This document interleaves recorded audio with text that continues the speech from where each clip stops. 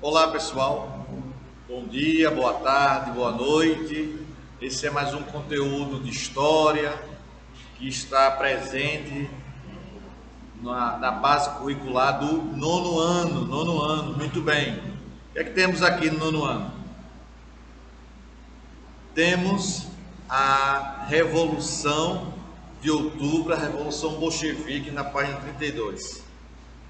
Essa revolução é uma revolução muito ampla e bem mais radical. Por quê? Porque os bolcheviques desejam fazer uma mudança em todas as estruturas. Eu já falei em aulas anteriores, né, pessoal do nono? Muito bem, professor. Já mencionei que o termo revolução, no contexto histórico, ele vai possuir uma característica de mudança na estrutura política, na estrutura econômica, na estrutura social, podendo também atingir a área cultural. E aí, a gente percebeu na aula anterior que a Revolução Menchevique ela vai ter uma mudança diante daquele cenário que a gente tinha anteriormente na Rússia, principalmente na época em que o Nicolau II estava ali administrando o país. Tem a Revolução de Fevereiro de 17. A Revolução de Fevereiro vai buscar algumas situações importantes, principalmente entre uma paz e uma terra, paz e terra como sendo seu lema. E agora a situação é diferente. Por quê? Porque após o Domingo Sangrento, as situações são enervadas, não tem mais o que fazer a não ser a revolução acontecer. Muitos russos sabiam que ali a revolução para acontecer era uma questão de tempo e de fato ela ia acontecer. Nessa revolução bolchevique, o que significa isso? Significa que a maioria do partido está no poder e a maioria do partido quer fazer uma revolução proletária. Aí você se pergunta, professor, o que significa aí essa revolução proletária? Significa uma revolução idealizada pelos trabalhadores. Os trabalhadores idealizando um movimento revolucionário. Os trabalhadores pegando em armas. Não é? Vamos lá. Lutando contra aquela situação de miserabilidade, de pobreza, a carga horária de trabalho puxada, enfim, contra a fome também. Vamos analisar aqui. O que é que temos? Abra o livro aí, por favor, na página 32 do nosso livro de história do nono ano. O que é que vamos ter? Nós temos aqui a Revolução de Outubro, a Revolução Bolchevique. A revolução caminhava a passos largos, isso, muito bem, para consolidar o proletariado no poder. Esse proletariado, eu já falei, significa o quê? Trabalhadores. As críticas aumentavam em relação à participação russa na guerra, sempre associada à crise econômica e social vivida na Rússia. Paralelamente a essa situação, o Partido Bolchevique se organizou e saiu da clandestinidade, ou seja, o partido agora não atua mais de forma escondida, atua de forma declarada, atua de forma oficial. É permitido essa atuação do Partido Socialista Russo. Tá bom? Lenin, ao lado de Trotsky, voltou a defender as teses de Abril. As teses de Abril são teses que a gente já estudou na aula passada, que vai falar sobre o fim do governo provisório, a situação, a realização de uma reforma agrária ampla, controle social, estabelecimento de governo proletário, críticas ao sistema capitalista, estatização de empresas essenciais, como empresas de energia elétrica, de água e de gás, teriam que ser pertencentes ao governo. E esse termo estatizada significa isso, tá bom? Podemos prosseguir? Isso, muito bem, garoto esperto, viu? Garoto esperto, vai longe. Além de criar condições para derrubar o governo menchevique e instituir uma ditadura do proletariado. Com o lema paz, pão e terra, eles quem? O Partido Bolchevique difundiram suas ideias entre os trabalhadores e a população geral. A paz significava o fim da participação na Primeira Guerra Mundial, que já foi uma atitude equivocada a Rússia participar desse conflito, já que estava vivenciando um período de grande crise socioeconômica. Tá bom? Principal causadora da crise econômica vivida pelos russos. Ponto. Defendiam o pão como símbolo para que acabasse a fome e a miséria, dando condições para que todos se apropriassem do que eles mesmos produziam. E a terra simbolizava o direito de se ter um trabalho digno e ter onde produzir bens de consumo. Os bolcheviques passaram a apoiar os sovietes na luta contra o governo menchevique e organizaram duas instituições que foram decisivas para garantir a revolução. Vamos observar quais foram essas duas instituições. Ele criou o Comitê Militar Revolucionário Soviético, que teria a função de administrar de forma centralizadora a Rússia, bem como cuidar das questões militares e estratégias para a organização da revolução. E a Guarda Vermelha, que era uma força paramilitar, responsável inicialmente por assumir as atividades militares e garantir a revolução, mas que depois iria defender um governo proletário. Em 25 de outubro, a Guarda Vermelha derrubou o governo menchevique e colocou quem? Isso, colocou agora os sovietes no poder. Não é? Sovietes no poder.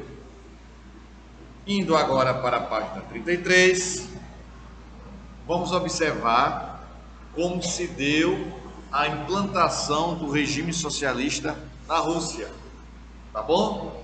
Aí diz assim: a revolução bolchevique não almejava, ou seja, não desejava apenas derrubar o regime político republicano. Visava, acima de tudo, acabar com as características da autocracia, governo autoritário, czarista, que ainda era bastante forte entre outros setores da sociedade, como na economia e na política. Dessa forma, após derrubarem o governo de transição menchevique, foi derrubado, foi retirado. Derrubado significa retirado do poder, não é? Os bolcheviques tomaram várias medidas que rompiam de vez com o antigo sistema. Instituíram um governo socialista com características proletárias. Dentre essas medidas, destacaram-se a nacionalização das empresas estrangeiras, aquilo que eu falei, né? As empresas estrangeiras agora passariam a pertencer ao governo estatal, passariam a ser empresas nacionais. cabendo a uma espécie de conselho formado por trabalhadores organizá-las e administrá-las. Segundo item, instalação de um Estado laico. O que é Estado laico, professor? Muito bem. Estado laico significa um Estado livre.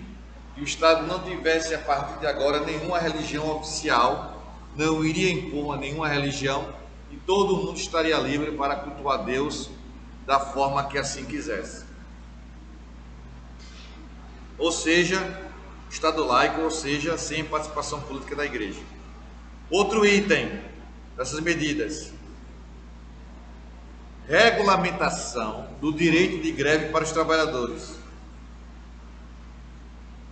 bem como uma reforma trabalhista para atender às necessidades deles.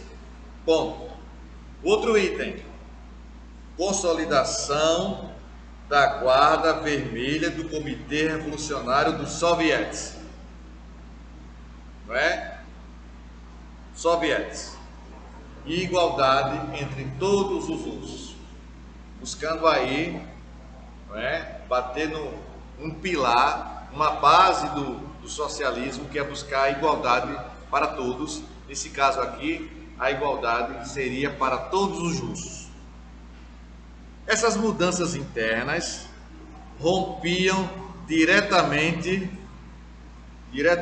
com o sistema capitalista e enfraqueciam a burguesia. O partido menchevique e, consequentemente, o partido menchevique também estava enfraquecido, porque uma parte da burguesia fazia parte do partido menchevique. No âmbito externo, a situação da Rússia estava bastante delicada, principalmente por conta da decisão do governo de sair da guerra, o que forçou os russos a cederem importantes territórios que estavam sob seu poder, como a Ucrânia, Finlândia, Polônia e Bielorrússia. Não é? Aí é esse trecho aí o que a gente vai conhecer lá na frente. Lá na frente nem tanto, mas a gente vai conhecer depois da chamada a União das Repúblicas Socialistas Soviéticas, não é?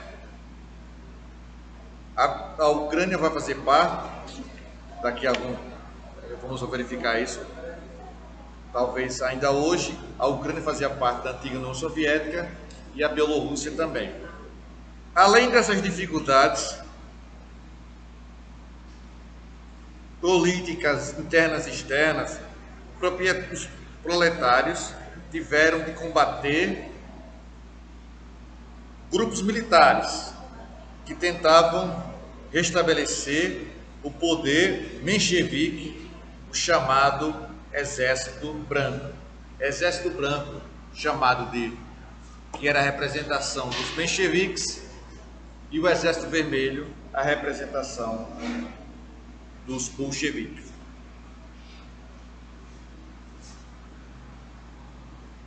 Folheando o nosso livro, vamos agora para a página 34. E nós vamos conhecer aqui aquilo que eu já antecipei um pouquinho, que é o surgimento da União Soviética na década de 20. Tá bom? Com a morte de Lenin, depois com a perseguição de Stalin vai fazer a Trotsky, não é? Trotsky. Nós temos aqui os dois líderes do movimento, que é o movimento da Revolução Russa, que é Lenin e Trotsky, não é? Lenin e Trotsky. Lenin vai falecer, Trotsky vai ser perseguido por Stalin. Página 34. Após o fim da Grande Guerra, os aliados da Rússia, entre eles Inglaterra, França e Estados Unidos, passaram a apoiar abertamente o Exército Branco, ou seja, passaram a apoiar o regime, o partido menchevique. Ou seja, queriam, por consequência, queriam um governo menos radical. A Além das tropas desses países, a intervenção estrangeira na Rússia contra os bolcheviques contou, entre outros, com gregos, estonianos, canadenses, sérvios, romenos e italianos. O Exército Vermelho, comandado por Trotsky, combateu os brancos até eliminá-los por completo em 1920, quando os aliados se retiraram da Rússia. Nesse período ficou conhecido como comunismo de guerra. Em 29, foi formada a União das Repúblicas Socialistas Soviéticas, abrangendo a maior parte do leste europeu, não é? Sendo um dos seus principais líderes Joseph Stalin. O sobrenome dele é muito complicado, eu não vou nem me atrever a pronunciá-lo aqui. E esse Stalin aí significa, é um apelido que foi dado a ele, que traduzindo do russo para a nossa língua, para o português, significa, muito bem, homem de ferro, não é? Homem duro, durão. O que é que vai acontecer? A União Soviética vai surgir, vai ter sua área de influência e vai ser um importante rival, não é? O principal rival, aliás, durante o evento histórico, o fato histórico conhecido como Guerra Fria, tá bom? Prosseguindo aqui na página 34, nós temos, no plano econômico, foi instituída a nova política econômica, que visava atrair investimentos externos para combater a grande crise financeira causada pela Revolução e pela Primeira Guerra Mundial, a NEP, não é? Que é a nova política econômica, que vai ser implantada por Joseph Stalin, não é? E com isso, nós temos aqui a situação de conhecimento sobre a União Soviética e esse líder duro, rígido, com todas as suas características, comandando a antiga União Soviética com uma mão de ferro, com a mão de um governante bastante rígido, não é? Inclusive ele perseguia seus inimigos, vai perseguir Trotsky, porque Trotsky, apesar de no início ver só Trotsky como um aliado, depois ele vai enxergar Trotsky como um possível inimigo e vai persegui-lo, não é? Com isso a gente vai começando a finalizar a Revolução Russa, também através dessa finalização, realização de exercícios, que é fundamental, não é? Para o nosso desenvolvimento histórico, tá bom?